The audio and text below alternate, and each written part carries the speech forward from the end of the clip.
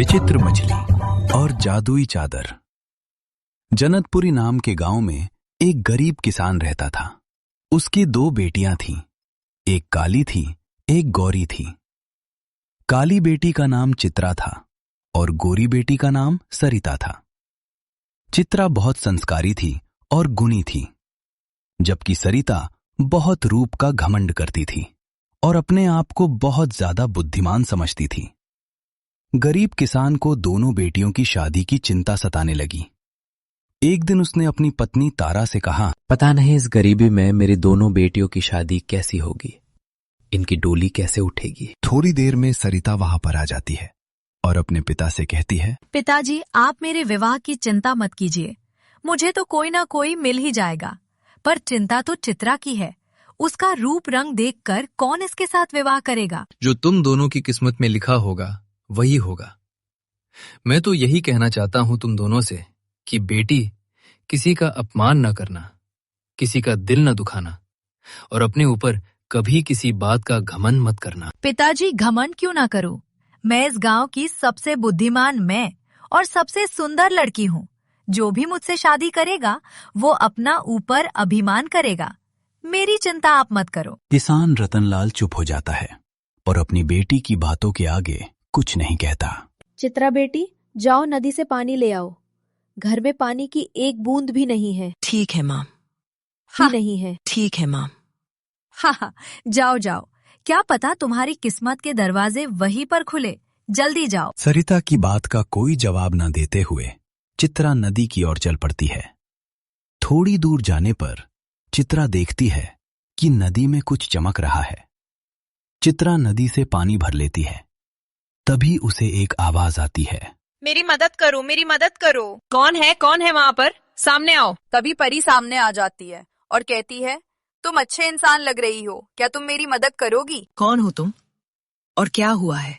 तुम्हें क्या मदद चाहिए? मैं एक परी हूँ, क्या तुम मेरी मदद करोगी? मुझसे कांटा लगा है, क्या तुम उसे निकाल सकती हो? वो मुझे बहुत तकलीफ दे रहा है। एक साधु ने मुझे श्राप दिया था कि जब तक ये कांटा मेरी पीठ पर रहेगा तब तक मैं नदी में कैद रहूंगी। मुझे बहुत तकलीफ हो रही है, मेरी मदद करो। मैं तुम्हारी मदद जरूर करूंगी, मेरे पास आओ। परी चित्रा के पास जाती है और चित्रा उसकी पीठ में से वो कांटा निकालती है। क्योंकि चित्रा बहुत नेक लड़की थी, इसके बाद परी आजाद हो जाती है। चित्रा, तुमने मेरी मदद की है, मैं तुम्हारा एहसान कभी नहीं भूलूंगी। जब भी मेरी जरूरत हो मुझे याद कर लेना, मैं तुम्हें यहीं मिलूंगी। इतना कहकर परी गायब हो जाती है और चित्रा पानी लेकर अपने घर को निकल पड़ती है। वो घर पर सोचती है, इतनी सुंदर परी थी, पर मुझे तो कुछ नहीं चाहिए। लेकिन उसकी बहन का घमंड बढ़ता जा रहा था। एक दिन उसे जमींदार अपने बेटे के साथ सरिता को देखने के लिए आता है। जमींदार साहब, कैसे आना हुआ? आइए बैठिए। रतनलाल, अब तुमसे क्या छुपाना। मैं तुम्हारी बेटी सरिता का हाथ मांगने आया हूं, अपने बड़े बेटे के लिए। बताओ, क्या तुम्हें ये रिश्ता मंजूर है? रतनलाल की आंखों में आंसू आते हैं और वो कहते हैं, इस तरह से सरिता का रिश्ता जमींदार साहब के यहाँ पक्का हो जाता है और कुछ दिन बाद सरिता विवाह करके अपनी ससुराल चली जाती है। ससुराल में कुछ दिन बाद सरिता की सास कहती है, उठ जा बहू, सूरज निकल आया है। रमेश के लिए खाना बना दे, उसके बाद वो काम पर भी जाएगा। देखिए माँ जी, मुझसे घर का काम न होगा, आप खुद कर लीजिए। मैंने घर पर भी कभी काम नहीं किया और आंदा मुझे काम कहने की कोई जरूरत नहीं है। कैसी बातें कर रही हो सरिता तुम? तुम्हारा ससुराल है और तुम जानती हो ना, यहाँ पर तो तुम्हें काम तो करना ही पड़ेगा। सिर्फ खाना ही तो बनाना है, बाकी काम तो नौकर करते हैं। आप चाहे कुछ भी कहे, मुझसे काम नहीं होगा। इतना बोलकर सरिता अपने कमरे में चली जाती है। सरिता की सास सोचती है कि नई बहू है, धीरे धीरे समझ जाएगी, लेकिन ऐसा नहीं होता। कभी भी कोई काम नहीं करती थी। ऐसे ही दिन गुजरने लगे। रतनलाल को चित्रा की शादी की चिंता हो रही थी कि चित्रा की शादी के लिए कोई रिश्ता नहीं आता, कैसे विवाह होगा। इन्वायरमेंटली बाद गांव में कड़ाके की ठंड पड़ जाती है। सभी गांव वाले ठंड से मर रहे थे। रतनलाल अपनी पत्नी से कहते हैं, इतनी ठंड पड़ रही है, हम गरीबों के लिए कोई ठंड का मौसम बहुत ही खराब है। अब तो लकड़ी भी काट नहीं सकती। ला सकता, अब क्या करूंगा? घर का खर्चा कैसे चलेगा? तारा, तुम एक काम, जो थोड़ी लकड़ी पड़ी है उसमें आग जला लो। ठंड में कुछ तो राहत मिलेगी। मैं अभी जला देती हूँ आग, आप चिंता मत कीजिए और अपनी सेहत का ध्यान रखिए। अगर आपको कुछ हो गया तो हम क्या करेंगे? अभी तो बेटी की शादी भी नहीं की है। तारा कुछ लकड़ी लेकर घर में आग जला देती है। सुबह के समय सारे गांव में बर्फ की चादर बिछी हुई थी। सब लोग ठंड से थर थर कांप रहे थे। कुछ लोग बोल रहे थे, इतनी ठंड तो कभी नहीं पड़ी, भगवान भी हम लोग पर कहर बरसा रहे हैं। कुछ लोग बोल रहे थे कि ठंड बढ़ने वाली है, पता नहीं हम लोगों का क्या होगा। सुबह तक रतनलाल की तबीयत बहुत ज्यादा खराब हो जाती है, जिसे देखकर तारा बहुत ज्यादा परेशान हो जाती है। क्या हुआ जी आपको? कुछ बोल क्यों नहीं रहे हो? क्या हुआ है आपको? तारा, मुझे बहुत ठंड लग रही है। लगता है अब मैं नहीं बचूंगा। कुछ खाने को ले आओ तारा, बहुत ठंड लग रही है। खाने को तो घर में कुछ भी नहीं है। क्या करूं, कहाँ जाऊं, किससे मदद मांगू? माँ, तुम चिंता मत करो, मैं जाती हूँ और किसी से मदद मांगती हूँ। पर बेटी, इतनी बारिश शुरू हो गई है इतनी ठंड में, तू कह जाएगी तुझे कुछ हो गया तो मैं क्या करूँगी? माँ, तुम मेरी चिंता मत करो, मैं कुछ न कुछ कर लूंगी, कुछ खाने का भी ले लूंगी। कोई तो होगा जो हमारी मदद करेगा। इतना बोलकर चित्रा घर से निकल जाती है। बाहर तूफानी बारिश हो रही थी और चित्रा ठंड से कांप रही थी। एक घर में जाकर चित्रा दरवाजा खड़कती है। काका, दरवाजा खोलिए काका, मैं चित्रा। मेरे बाबा की तबीयत बहुत ज्यादा खराब है, मेरी मदद करो काका। हमारे घर में भी बच्चा है, मैं कहाँ से तेरी मदद करूं? इतनी बारिश ने यहाँ क्या लेने आई है? मैं तेरी कोई मदद नहीं कर सकता, जा यहाँ से। चौधरी साहब, दरवाजा खोलिए, मेरी मदद कीजिए, मेरे बाबा बहुत बीमार है। मेरे बाबा बहुत बीमार है चौधरी साहब, दरवाजा खोलिए। अरे कौन है यहाँ जो इतनी बारिश में यहाँ आ गया है? दरवाजा खुलता है और चौधरी देखता है कि ठंड में बारिश में भीगते हुए चित्रा उसके दरवाजे पर खड़ी है और कहता है, इतनी बारिश में तो यहाँ क्या कर रही है? क्या हुआ है? क्यों चिल्ला रही है? चौधरी साहब, मेरे बाबा बहुत बीमार है, कुछ मदद कर दीजिए। अगर कोई मदद नहीं मिलेगी तो मेरे बाबा नहीं बच पाएंगे।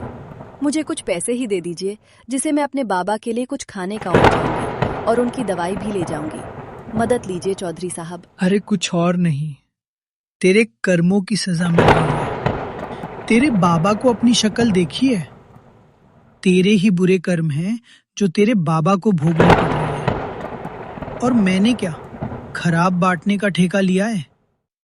मेरे पास कुछ नहीं है, मैं तेरी कोई मदद नहीं कर सकता।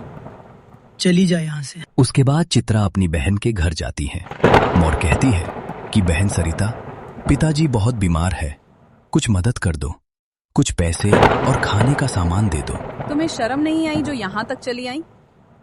मेरा अब उस गरीब घर से कोई लेना देना नहीं है, चली जा यहाँ से। ये सुनकर चित्र की आंखों में आंसू आ जाते हैं और वो कहती है, तुमसे ये उम्मीद नहीं थी सरिता। मुश्किल वक्त में तो अपने माँ बाप का सहारा देकर उनकी मदद करनी चाहिए।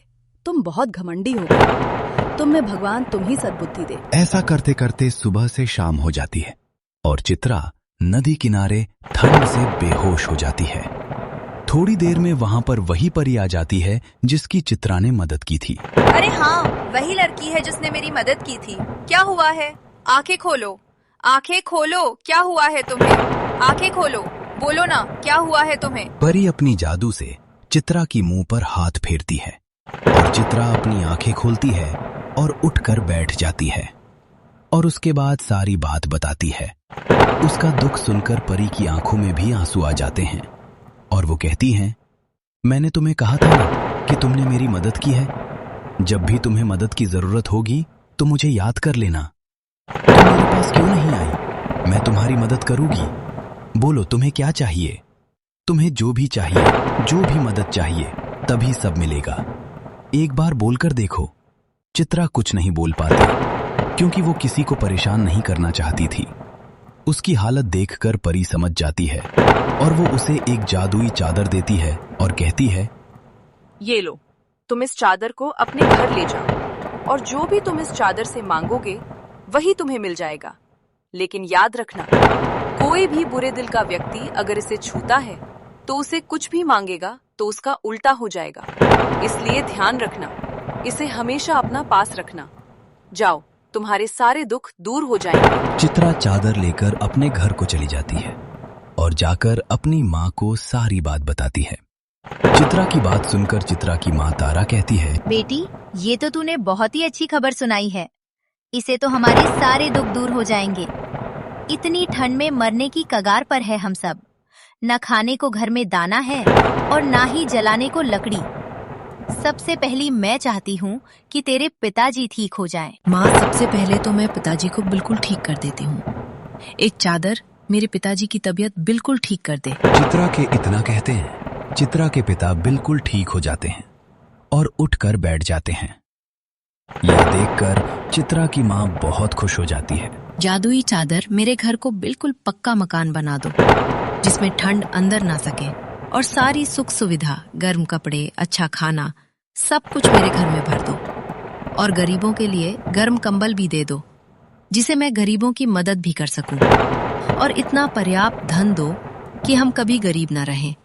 हमारे घर का चूल्हा हमेशा जलता रहे। घर में मेरे माँ पिताजी को कभी किसी चीज की दिक्कत ना हो। और चित्रा अपने माता पिता के साथ मिलकर ठंड में, इस बारिश के मौसम में सभी गरीबों की मदद करते हैं और खुशी खुशी रहने लगते हैं। एक दिन बहुत अच्छा रिश्ता चित्रा के लिए आता है, और वो कोई और नहीं, एक राजकुमार का रिश्ता आता है जो चित्रा के गुणों से बहुत प्रभावित होता है। ये देखकर चित्रा के पिता की खुशी का ठिकाना ना रहा।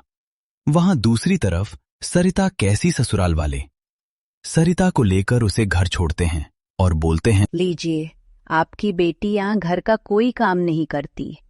शुरू शुरू में तो हमने सोचा कि नई नई बहू है, कोई बात नहीं, समझ जाएगी, लेकिन इसका घमंड बढ़ता ही जा रहा है। आप अपनी बेटी को अपने पास रखिए, हम अब इसकी जरूरत नहीं है। जब मुझे काम खुद ही करना है तो बहू लाने का क्या फायदा। नहीं नहीं, ऐसा मत करिए, मेरी बेटी की जिंदगी खराब हो जाएगी। इसे माफ कर दीजिए। मैं माफी मांगती हूँ आप सबसे।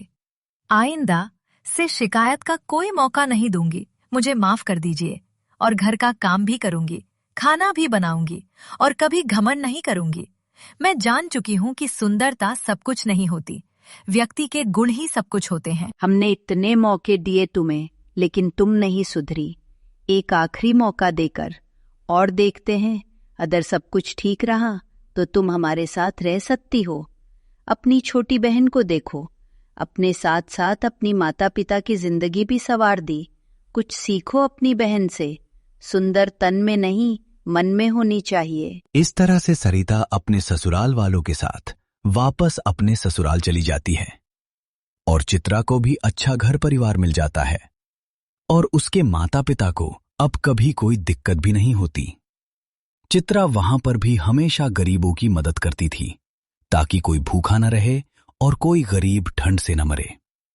इस कहानी से ये शिक्षा मिलती है कि हमें अपना ऊपर घमंड नहीं करना चाहिए, क्योंकि देने वाला तो ऊपर वाला है। हम सभी की मदद करनी चाहिए बुरे वक्त में। जो दूसरों की मदद करता है, उसकी भी भगवान मदद करते हैं। दोस्तों, अगर आपको मेरी कहानी पसंद है तो प्लीज एक अच्छा सा कमेंट करके मुझे सपोर्ट करें, और वीडियो को लाइक करें, और चैनल को सब्सक्राइब जरूर करें। राधे राधे।